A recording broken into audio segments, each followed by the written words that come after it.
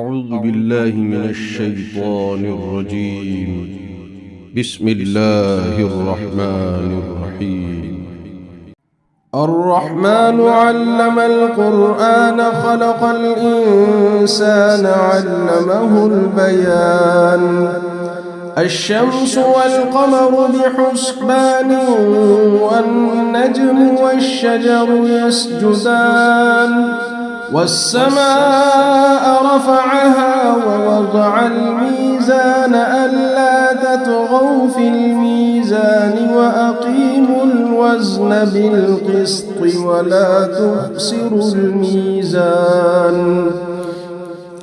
والأرض وضعها للأنام فيها فاكهة والنخل ذات الأكمام والحب ذو العصف والريحان فبأي آلاء ربكما تكذبان.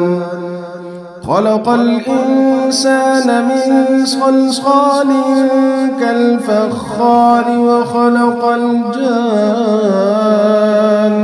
من مارج من نار فبأي آلاء ربكما تكذبان. رب المشرقين ورب المغربين فبأي آلاء ربكما تكذبان. مرج البحرين يلتقيان بينهما برزخ لا يبغيان فبأي آلاء ربكما تكذبان. يخرج منهما اللؤلؤ والمرجان فبأي آلاء ربكما تكذبان. وله الجوار المنشآت في البحر كالأعلام فبأي آلاء ربكما تكذبان. كل من عليها فان ويبقى وجه ربك ذو الجلال والإكرام فبأي آلاء ربكما تكذبان. يسأله من في السماوات والأرض كل يوم هو في شأن فبأي آلاء ربكما تكذبان. سنفرغ لكم أيها الثقلان فبأي آلاء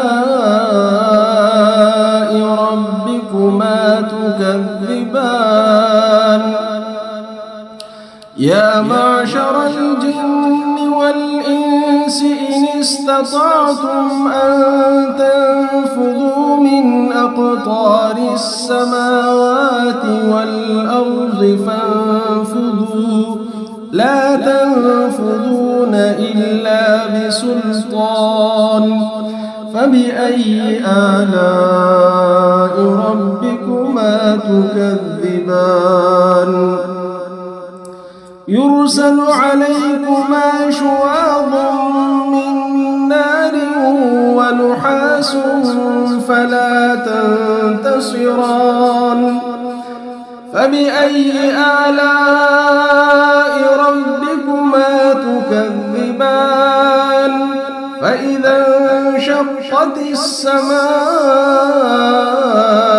فكانت وردة كالدهان فبأي آلاء ربكما تكذبان. فيومئذ لا يسأل عن ذنبه إنس ولا جان فبأي آلاء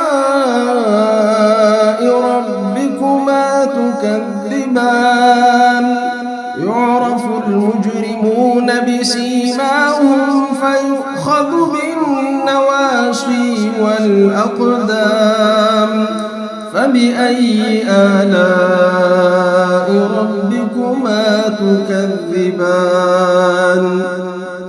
هذه جهنم التي يكذب بها المجرمون يطوفون بينها وبين حميم آن فبأي آلاء ربكما تكذبان ولمن خاف مقام ربه جنتان فبأي آلاء ربكما تكذبان ذواتا أفنان فبأي آلاء ربكما تكذبان فيهما عينان تجريان فبأي آلاء ربكما تكذبان فيهما من كل فاكهة زوجان فبأي آلاء ربكما تكذبان متكئين على فرش بطائنها من استبرق وجنى الجنتين دان فبأي آلاء ربكما تكذبان فيهن قاصرات الطرف لم يطمثهن إنس قبلهم ولا جان فبأي آلاء ربكما تكذبان كأنهن الياقوت والمرجان فبأي آلاء ربكما تكذبان هل جزاء الإحسان إلا الإحسان فبأي آلاء ربكما تكذبان ومن دونهما جنتان فبأي آلاء ربكما تكذبان مدهامتان فبأي آلاء ربكما تكذبان فيهما عينان نضاختان فبأي آلاء ربكما تكذبان فيهما فاكهة ونخل ورمان فبأي آلاء ربكما تكذبان فيهن خيرات حسان فبأي آلاء ربكما تكذبان حور مقصورات في الخيام فبأي آلاء ربكما تكذبان لم يطمثهن إنس قبلهم ولا جان فبأي آلاء ربكما تكذبان متكئين على رفرف خضر وعبقري حسان فبأي آلاء ربكما تكذبان تبارك اسم ربك ذي الجلال والإكرام